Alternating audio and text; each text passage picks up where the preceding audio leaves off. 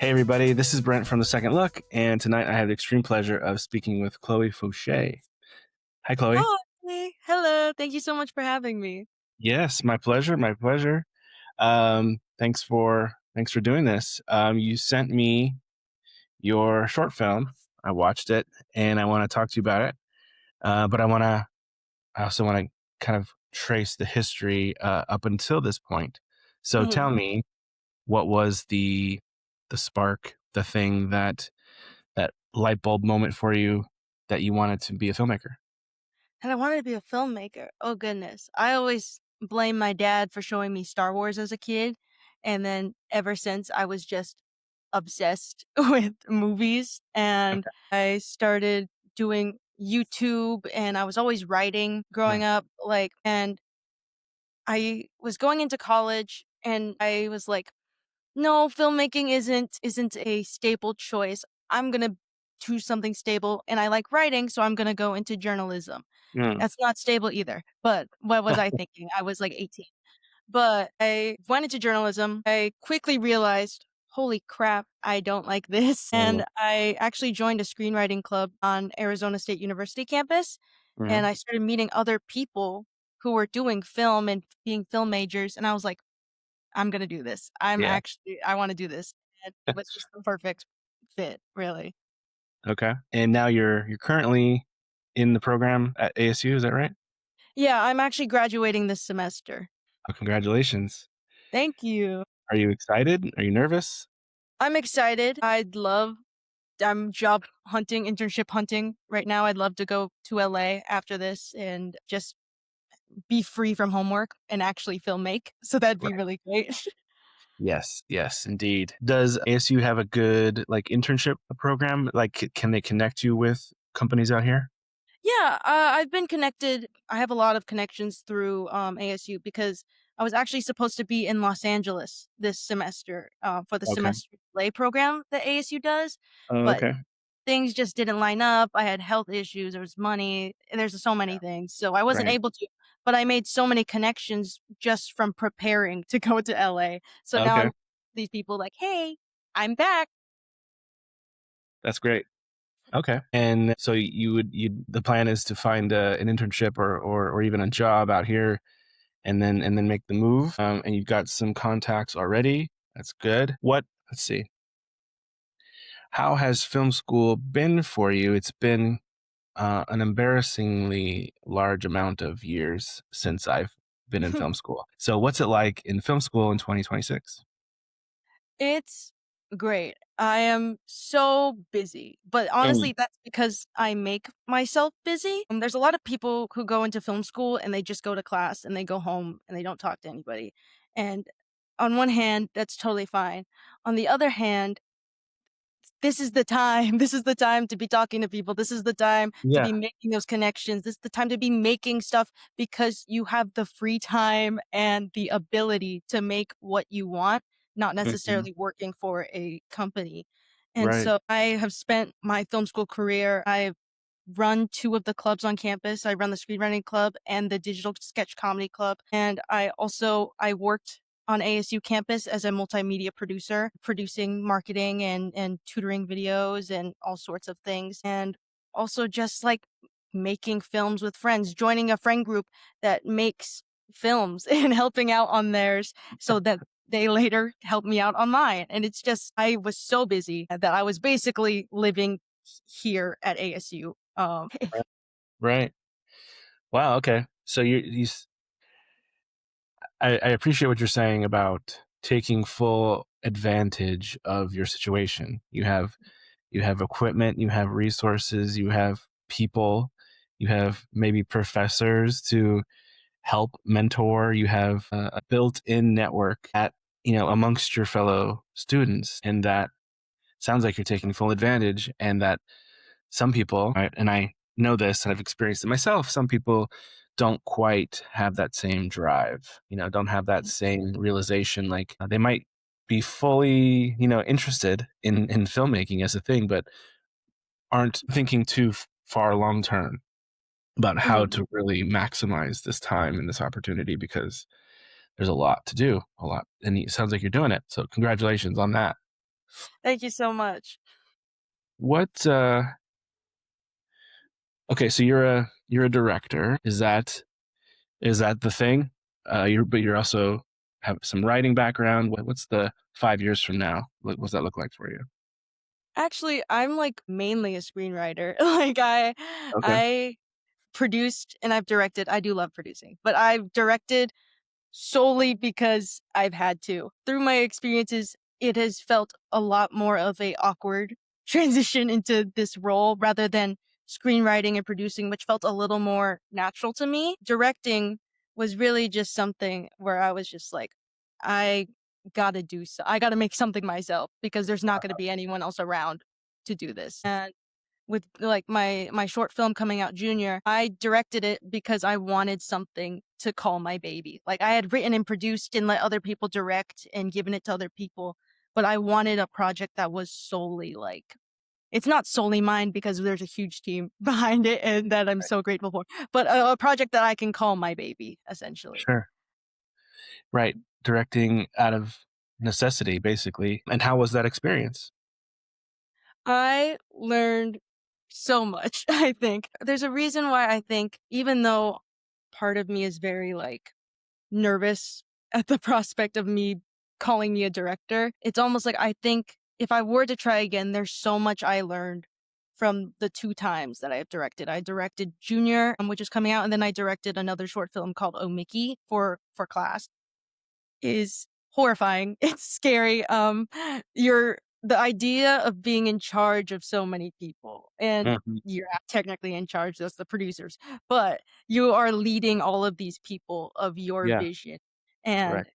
there's so much that goes into it, and I was so worried specifically on Junior because it was my first time directing, how I was gonna be perceived as a director, especially Mhm. because I'm a woman of color. A lot of times, white men, they often can get away with the way they talk to people or the Mhm. way they present themselves as directors. They're serious, they are hardworking, but if I were to come across as rude or demanding or too assertive, I would be considered a B word. I would be not, I would never be worked with again. So there was so much pressure going into directing.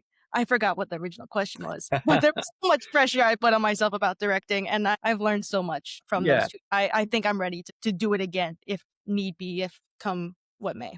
Yeah, yeah. No, yeah, that was the question, was just how was your experience in it? And you definitely answered it. And I think it is pressure, and I as you can tell, I haven't experienced that particular kind of pressure that you're describing, because you're right. There are preconceived notions about who can do what on Mhm, a on a film set. There is a built-in, cultivated over decades of film history, this idea that men are better suited for that position, specifically for the leadership qualities or the ability to, I don't know, command respect or whatever. So I mhm. appreciate you speaking to those things. Now, did you find in that experience that you were able to, your your nervousness, your fears were, they didn't bear out, or did you find that actually it was kind of what you anticipated even a little bit? There were definitely points during filming the first time that I should have said a lot more. Mm, I think I should have taken the reins a little bit more, but I was mm, so nervous, and my producers are looking at me like, say something, you gotta say something right now," and I'm just like, "Okay, sounds good." But then my second time around, when I got to direct Oh Mickey, it was kind of like, "Okay, well, I'm going to say what needs to be said. I'm not gonna be rude about it, I'm not gonna yell, but I'm right. also just gonna be like, okay, this is what needs to happen in order to get everyone on the same page, in order Mhm, to get everything done and everyone mhm. happy, including myself, was a big thing, is that I also need to be happy with how I'm being treated, how I am running the set, how the set is going. Well, yeah, I mean, there's the first time and first, second, third, fourth time jitters, right? Yeah. That you can't conquer until you do it. Like it's just, it's that kind of trial by fire you have to go through. for everybody. But like you said, you're in a particularly difficult position to be coming from. But it sounds like, I mean, sounds like it went okay. Sounds like you got through it. Sounds like I'm glad to hear that you learned a lot, because otherwise it's a waste. Exactly. Otherwise you went, you did this thing, and you didn't take what you needed to take away from it, because every project is different, but you're going to have those tools that you can carry with you and develop and, enhance over time. Like if I thought it went perfectly and if I thought Junior was the most perfect film ever made, I wouldn't have to make another film. Just retire, yeah, that's it. Okay, so you were saying how was Junior not part of your coursework? It was not a part of my coursework. It was an outside of class thing that I was just like the year before, I had been so scared at the premise of directing something, of leading something, and I wasn't experienced enough yet. I didn't really understand a lot of stuff. But by writing and producing and helping out on other sets the year prior, I started kind of gaining the knowledge to be like, okay, this Mm, is how this works. This is how this works. Okay, I'm in junior year, my August 2024. I wrote this script with the intention of making it, and I, like, wrote on my whiteboard, and I was like, "You're gonna make this film. You're gonna make this film. yeah, Something's gonna be made at the end of the day," is my favorite thing to say. That's kind of what got me through every single day of the right. process from August to December was just, "Something's gonna be made." Whether it's great, whether it's cut short, whether it's like, something's gonna be filmed by the end of the day. Mhm, mhm. That's a great attitude, because the idea of completion, the idea of perfection, these 2 things are, you know, they're driving forces, but they can also be mental blocks. If you Mhm, feel like you're not hitting one or both of those things, it's gonna slow you down, it's gonna make you quit, and if you so I wanna congratulate you. Already you have this that philosophy of little by little, you know, short, small chunks. It doesn't have to be this big thing. If it, because really, it's a mountain that you're climbing. You have to take one step. You can't look at the top and be intimidated by it, because anybody would. You mhm, kind of have to take it day to day. And sounds like that's a big lesson you learned. So that's a mhm. good one. And it's impressive that the film was, yeah, on top of your schoolwork. Was it during a break, or how did you fit that into your schedule? I forced it in. I it was the semester before my 300 project, which is the project you have to make at ASU, which is like a 5-minute short that you have to write, produce, direct, and edit. And I think it's Okay. different now, but my year that was the requirement. And so I was like, I have this semester before my 300. I could just prep. So I could just make something so I'm prepared for 300. And Mm, by prepare, I mean, I did something double the length and way more expansive than my 300. But yeah, it really did get me when I finally got into 300 the next semester. I was like, this is going to be a piece of cake. I already yeah, did so much a bigger project and survived. So, right. And so was your 300 project this Oh Mickey project? yes, my 300 project was Omiki. Okay. How'd that one go? That one was, really fun. I think that was my first, like, kind of horror-esque project. It's still, like, a very cheesy romance, lighthearted comedy, but it has the horror elements. There's a zombie in it. It's about a woman who loses her husband because he turns into a zombie, and she tries to keep him preserved until she learns to let go of him and let him die. Oh, There's a lot I learned on that one, mostly because there's a lot I'd love to, like, take another swing at. I want more blood. I want more practical effects. um, I want so much more horror, real life stuff to deal with than I did because there was a way bigger time crunch compared to junior because it was for school. I see. I see. Okay. So that's is that horror genre, that's kind of where your heart is, or is that just something you're curious about? I'm definitely curious. I do love a good slasher. I love watching slashers and horror movies, but when I'm writing and, like, making stuff, my heart is really set into rom-coms. Mhm. And Junior is coming of age, and it has a romance aspect into it. So, Yeah. like, the past couple scripts, they've been features that I've been revising to eventually sell or to submit to contests. They've all Yeah. been romances, romantic dramas, or romantic comedies. But Okay.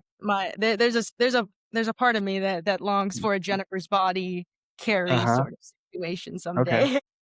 Okay. There's been some good rom-com horror hybrids in the past few years.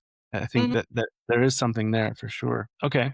So screenwriting, working on some features, and you said you like producing. How do you like producing? I do like producing. You I feel like I have a lot more control compared to when I was a director. When you're a Mhm. producer, it's you just gotta get this form in, you gotta talk to these people, you gotta get this location done. You have like a checklist, and once that checklist is done, you're chilling on set making sure nobody dies. When you're a director, it's kind of like there's always more you could do to prepare. Mm, There is always more stuff you can think about and put thought into and really think big picture. And mhm. I first produced a comedy sketch that I also wrote and I had a friend direct. And that was my first time like producing.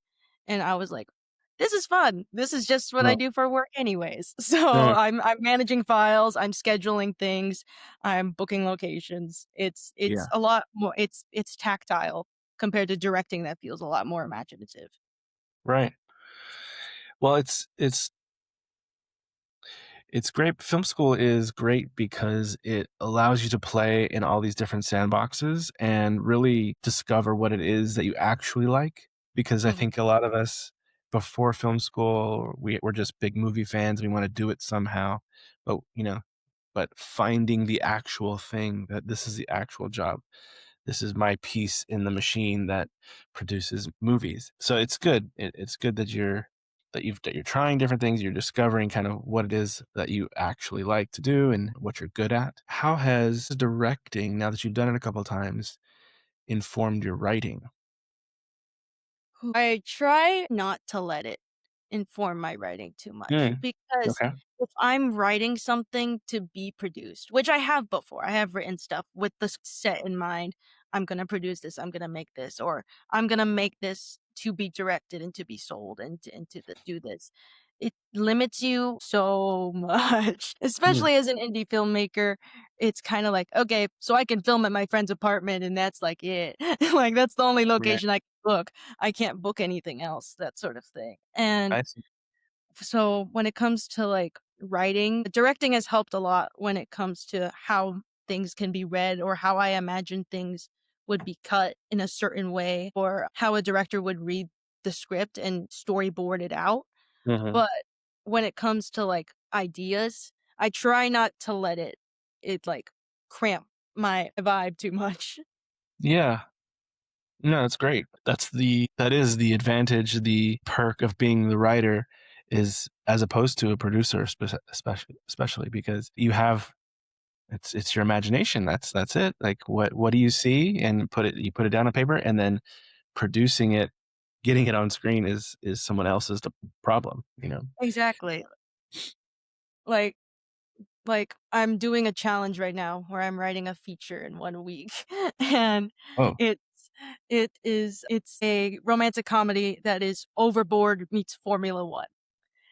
I'm okay. not gonna make that in Arizona with my $5 in my pocket, but I could submit it to contests, I could use it to query people, I could show it to people, pitch it, and if I hit the lottery, it could somehow be made with the million brand names and copyright that goes into that. Yeah, right. I mean, you put it in the right people's hands, they'll figure it out. They have the connections, they can do it. They have the budget, especially, I mean, if the script is good and it's undeniable, they will make it happen. So no matter what is in your head. I guess I'm recapping the lesson here for anyone watching. If you're a writer, just write, right? Just put it on paper and let other people figure out how to do it. Now, Exactly. that's the blue sky optimistic, perfect scenario. I think start there, and I'm speaking to kind of whoever's listening. Start there, put everything that you want on it, right? Put it in there, get it in there, make it good. But you should think a little bit on the other side, because if you want to get it sold, you can't make it completely impossible, right? You do have to think ahead. Um, if is this why would someone buy it? If they buy it, they're going to have to strip all this stuff out anyways. Mhm. So then you're going to be disappointed that they ruined your script, So there is some sort of intangible, very subjective, but also important process, like middle ground you have to kind of find, right? 'Cause what's most important is that the story being told is strong and it doesn't have to be universal per se, but people can understand it, like, it's a strong story that is personal and is strong to an audience. And then you can strip away the Formula 1 cars and replace it with with something with NASCAR. Right. So, and Right. really just as long as the base idea is there, and then however you get sold it, whatever you end up having to change. And that's a big thing that a lot of writers, I think, have to understand is that you're not always right.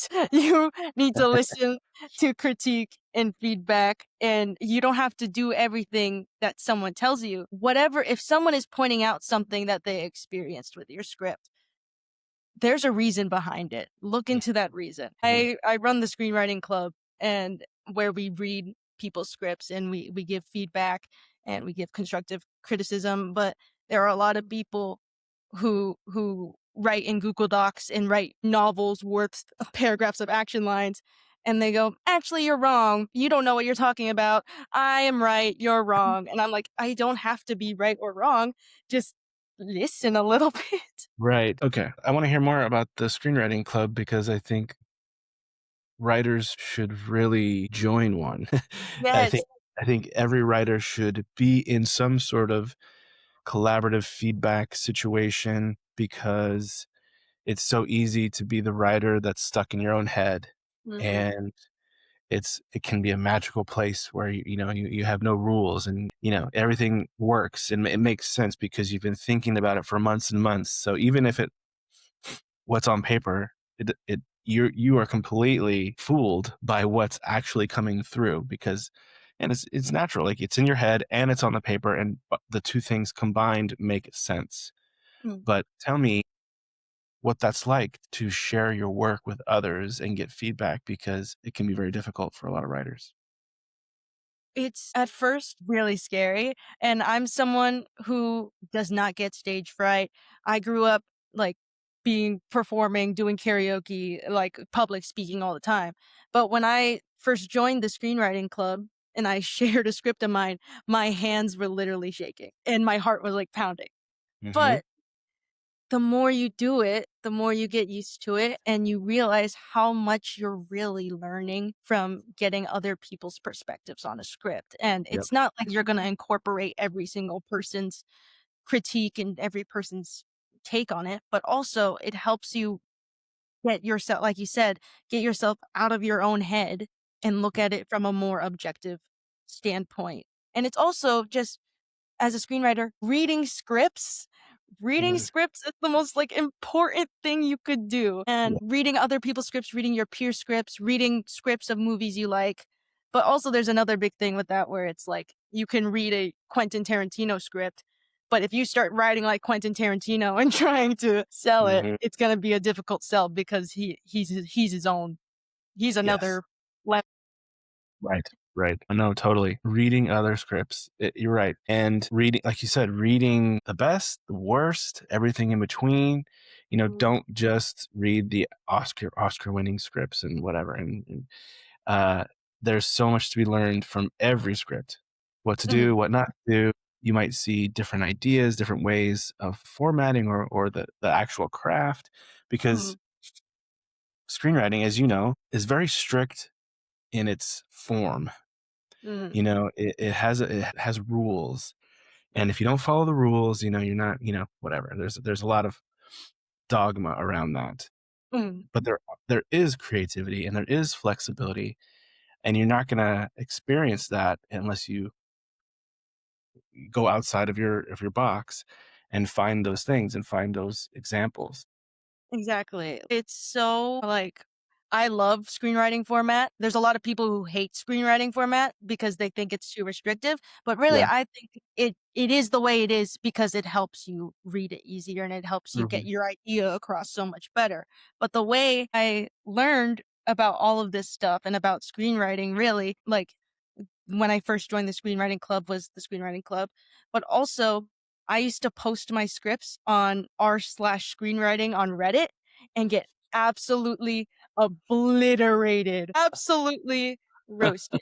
And they'd just be like, "Get off Google Docs, get off Google Docs. What are you doing? What is this? Why Mhm. why aren't you describing anything?" And it's just kind of like it's usually a lot of older men who who feel like they have a high horse, but Yeah. also they're they know what they're talking about somewhat. They know at least basic formatting. They know at least, like, what a script's supposed to look like. They've written scripts. They're active on a screenwriting subreddit. Yeah. So, I yeah, I don't wanna recommend it to people who are very sensitive because you do need a little bit of a thick skin for it. A screenwriting club might be a little more of an easier step into Definitely. that. But Definitely. for me, as someone who I can take criticism, enjoy criticism and learning from it, I have a thick skin Wow. because growing up, like I said, I was always performing. But because I had this thick skin from growing up and performing and all sorts of things, I could post on Reddit, get absolutely obliterated, and be like, "Cool, I'm gonna use that." Wow. I'm impressed because what you just described, almost nobody has, that is a superpower, and writing in any form, music, whatever, but writing, putting yourself on paper and then inviting people to see a piece of yourself that they would not have otherwise seen. It's very vulnerable and it can be liberating, in a way, because it's self-expression and you get it out there, especially, and if it works and someone reads it and it's like they love it, and like suddenly it's validating in that way. It can be, but for a lot of people, it's tough. Being able to get constructive criticism, right? The constructive part is important, Yes. and not feel like it's personal, and not feel like, and not all feedback is that, because there are, you know, I'm picturing your group, and I don't want to. I'm not. I'm just in general. I'm imagining young writers who are just getting started, all sharing their stuff, and there's going to be insecurities. There's going to be arrogance. There's going to be like I know what I'm doing and you guys don't, and but all of that is kind of my armchair psychology here. All of it is motivated out of that insecurity, right? Like that I'm scared to share this. And so sometimes it comes out as being scared.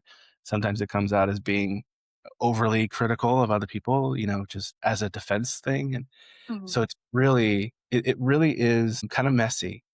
But like I said before, I feel like you and would probably agree with this. Everyone should go through that. mhm, Should put themselves in that position, because if you think no one's going to, once you sell your first script, no one's ever going to read your other ones and criticize them, like you're done. mhm. Criticism and notes and how you navigate that stuff, that is half of the job. Yes. So you have to train for that. That's part of the training. You can be as creative as anybody, but if you can't work in that system where you're going to have to submit for notes, get notes, and not and be, two things. One is not take it personal, tough. Mhm, And then second is to implement those notes, because now it's somebody else's vision, mhm. impeding on yours. And now you have to, now it's no longer your thing. It's now it's yours and theirs. And that's a weird thing. And then you, I don't know. It's such a, it's a organic chemical process that, it's very difficult. There's such like a learning curve, I think, to a lot of new writers, which is learning to revise. I think a lot of writers, including myself when I first started writing, it was like, I write this thing, this is it. This it's great. I like it. I'm not gonna better it because I don't know how and I don't know what to do. And I get feedback and I understand it, but how do I do that? And learning to being a writer is revising. And that's like you were saying, writing is so personal. It's so like you're putting all of yourself into something. And I think like there are people who just write to write and they're writing copies of their favorite movies and they're like Right. just writing plot. But really like something my dad really instilled in me especially was that the best stories are true. The best I've never experienced overboard X Formula 1, but I have experienced wanting the life of luxury and wanting riches, which is a Hmm. big theme of you would assume from an overboard story is wanting to live that life of luxury. But that's the personal part of that. You need to put something personal into your writing and something emotional and vulnerable. And that is why what scares people about sharing it is that what if people judge me? What if people don't understand? What if people Yeah. think I'm crazy? But I think another big thing is that we're writers, we're crazy. We're writers, we're the most like emotional people possible Yeah. because we feel so much that we have to write it. We experience so much that we have to write it down. So really, writers, you should go to a screenwriting club. You should meet other writers because you're going to find that you have a lot more in common with these people than you think. Yes, that's a great point. You have to be emotional and vulnerable and, in touch with that part of yourself to be able to translate that feeling onto fictional characters and fictional scenarios. So you have to be in touch with it. You have to access it. You have to be open to it. Um, and therefore you have to be opening yourself up to other people. This is part of you on the page, and it's like, it's very personal. It's almost like talking to a therapist, in a weird way. That's kind of why I found, I think, writing to be sort of my thing. I've written in journals and diaries since I was literally like in kindergarten. I am an Yeah. open book. If someone asks me anything, even if it's something I shouldn't really be talking about, I'm gonna say it. I don't mind telling people anything. I'm a chatterbox. I'll talk to anybody about anything. So Right. that's one of the reasons why it's not too hard for me to share writing even when it is personal. But for Mm, people who very much hold that close to them and don't want to tell the world what they're experiencing, obviously it's going to be a little hard. But yeah. I Yeah. promise it's worth it. Definitely. And really, you find a good supportive group of like-minded people who are in the same boat. You have that kind of, um, even unspoken trust, hopefully, with the group. Mhm. And but it's really is the best way to cultivate the thing in you, the craft, the ability to express and to see if things are registering, because again, what's in your head plus what's on the paper is not what's on the paper for someone else. You have Exactly. to you have to get it across. Um, okay, I want to talk about Junior, specifically. Um, what what was the impetus for the story? There's a couple different parts, but the main like emotional story of it to quickly recap, it's a freshman boy who joins a school's Filipino club and in order to fit in, he lies saying that he can dance when he can't. There's so many things I could talk about right now. But that story of trying to fit in and like mold yourself and feel so much pressure to fit in. That actually came from me joining the film program Mm, because since I switched majors from journalism to film, I felt behind from Um, everybody else. And I started making these friends, but all these friends had all these cool projects they were doing. They had already stuff they had made, already stuff they had written, and I felt so behind. And there was just one night, one party, I was hanging out with everybody, and it was that thing where it feels like you choose the wrong dialogue option when talking to people every single time. My jokes were not landing. I uh, was I was not on my A game, and I was like, "Oh my god, these people hate me." They don't. They're mhm, still my very good friends to this right. day, but I wanted to translate that feeling and desperation to fit in and wanting to be cool like these people into a story, and that's kind of Mm, where that came from. okay. Well, that's that comes through. Like, I do feel like there is a genuine connection there between what we're seeing, what the junior character is going through, and how that might connect to all of us Mm, in so many ways. It is a it's that thing of being a universally applicable, but through a very specific lens. Like, exactly. um, now, so this was outside of school. So were you able to pull resources from the school, other students, locations, actors? Yeah, so I had some great professors who helped me get the location forms needed because if you're an ASU student, you can film on and reserve places on campus, certain places. You just have to go through a lot of paperwork, but I had Yeah, done that before. yeah.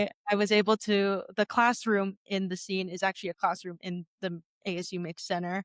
And then when it came to like resources, everybody on that film set was an ASU film student. All the Me and the producers, we were all friends. It's was all just from ASU film. And Okay. um when it came to ASU as well, because it's an all Filipino cast and it's based around the Filipino club PASA, which is a I think it's the Filipino Association of ASU, Uh, and I went to PASA, the real PASA, and asked them for actors and dancers and that sort of thing.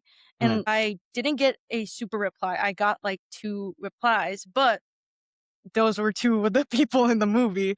Okay. So and, like, there's also 2 actors who in there who are also ASU film students, and Cameron, who's a producer, and I also made him act in it because we needed another Filipino actor. He was a film student here as well. Okay. Performances were very natural. They really came through kind of clearly and without much effort on their part. Like, it really it didn't seem so. I was curious if they were actors or if they were friends that get roped into being actors. But either way, I think you got some great performances. I just got so lucky. Mm, I posted that casting call and there were 6 parts. We got 7 auditions and Fiona, who plays Angie in the film, she was the only woman to audition, mm, but when she started reading for it, like, me and the producers, like, we looked up from the script and we were just like, "Oh, she's good. Okay, perfect. Awesome. Thank God." When it came to, like, casting Junior, like, my friend Cameron knew him, who was also a producer, and we had been taking the heights of every single guy who came into audition because Junior, the character, is meant to be, shorter, and mhm. it came to Brian, who plays Junior, and my Cameron just goes, "You don't have to ask for his height." I was like, "What? Why?" And then he's like, "You'll see." And then he comes in, and he is exactly how I imagined Junior. Uh, Perfect, like, everything from the performance to the look, it was just perfect, and that's great. the thing I learned about this on this film set is that next time I do direct, I do really want to focus on the performances and give much better notes. And I just got lucky because they were such great actors already, because the Mm. notes I gave as a director, terrible. First time director notes, terrible notes, but they just really were stars and I just got so lucky. Okay, that's great. Now, as a first-time director, and I know you had been around on other sets, you've been watching other people work. Curious how you approached your pre-production, because and Mhm. like your shot lists and storyboard, like, or if you did those things. But how do you prepare for your first film with like shot choice and things like that? So I did storyboard it all. I would stay up at the ASU Hayden Library and use the big whiteboard and draw it all out on the whiteboard and then take pictures of that and translate it Mm, and stuff like that. That was my thing. I do love a good storyboard. And then I also had my DP Ander Dowell, who's was very talented, but also extremely busy because he was working on his own 300 at the time. mm, So I I basically I wrote down a basic shot list and basic storyboard because as a director, I feel like I have so many static shots. I have so many ideas, but they're very basic composition, very basic, no mm, movement. And then I met up with my DP and was like, "Hey, put where do you think we could cut shots? Where do you think we can add your little spice? Where do you think you as a cinematographer, how do you view this?" And this is mhm, kind of how I went about Oh Mickey after this as well, with the same mindset where it's like I write and make the basic shot list, the basic storyboards, but mhm, I'm approaching you as a cinematographer for your take and your advice and how you would make this and what your take on it would be. And mhm, actually, I did a lot of competitions working with DPs and Oh Mickey Jr. This has basically been the same sort of process where it's like, I uh, do the basics, I need you to put the sparkle on it. right. No, that's great. It's smart because you come in with your ideas, your vision to start with, because it kind of has to be yours. Yeah. It has to come from you, and then but then being this is because this is tough. Some directors consider the DP the person who's there to set up the camera and hit record, but the creative choices are not their Mhm. territory. And there's some DPs who operate like that and they have no creative vision themselves. So those two work well together. But there's also really good collaborations between directors and DPs who are open, communicative, collaborative, that put their heads together and allow the best idea to come through, whether it came from you or me.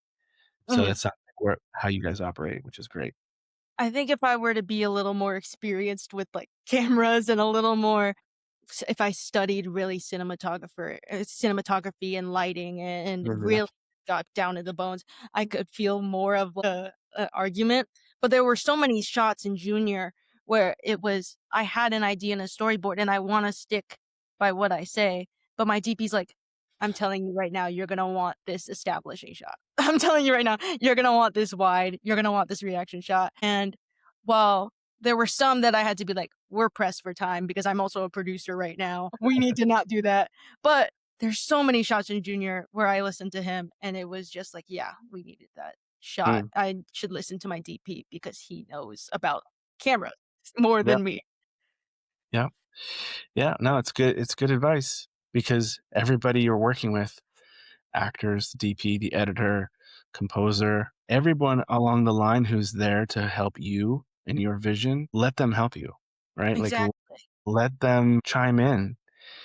You there's this, I guess if it's an ego thing or something, but like for some directors, it's like if I don't make every decision, I can't claim that this is my movie or something, like, and those directors I don't think do well. They don't last. I think the directors who embrace the fact that this is a collaborative art form and not just you with your grand vision and then a bunch of employees who are just there to do everything you say. It's like you hire these people because of their skill set, and then you go, "No, actually, you're not gonna use that skill set. You're gonna listen to me." So Yeah. for me, it's like, yeah, I brought you on here to do production design. I brought you on here to do cameras or lighting. I'm gonna give you what I'm thinking and what I want to get out of this, but Mhm. you're gonna go about it like I want you to tell me how I should go about it, how you want to go about it, Yeah. because it's probably better than what I have to say as a screenwriter for the most part. Yeah. Right. Yeah, I like the analogy of the director as a conductor of the orchestra, Mhm, and they're there, like, guiding people, like, a little more here, a little more here, a little volume here, whatever. So they're adjusting what other people are bringing, to you.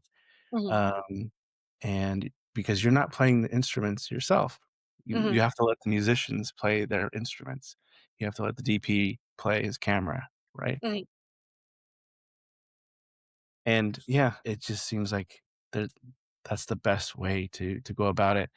And the sooner you learn that, the better. And it sounds like you're already there, so Yeah. no worries there. A lot of directors, I think, have to understand, at least like indie. If you're Christopher Nolan, you're making whatever you want. But when you're an indie director, it's not gonna come out exactly as it is in your head. But with the help of other people in Mhm. their ideas and the fact that it's collaborative, it actually might come out better. It actually might it's better because it's real is Yeah, a thing too. yeah, totally. What's the plan for Junior? You're saying it's coming out. Is it being premiered? What's your release plan here? So it was finished around this time last year, but I wanted to submit it to festivals and it got into a few. It got into the ASU AFA festival, got nominated for a lot of stuff. It Cool. got to Momentu, which was like a online international streaming platform thing, Okay. competition. So a festival. So that was great. But the one I was really waiting for was Phoenix Film Festival. And that didn't even come out until like last month, the rejections. So, Uh, and that's okay because all that really meant was now I can post it on YouTube. Now I don't have to reserve it for a premiere. So right. it's going on my YouTube on Friday, the She Devil Media. That is my film account. And yeah, I'm really Awesome. excited. Congratulations. Thank you so much. Finishing having the vision, putting it on paper, getting people together, doing the thing, finishing it, all of that is such an accomplishment. So congratulations. I'm happy, very happy for you, and I'm excited for what you do next.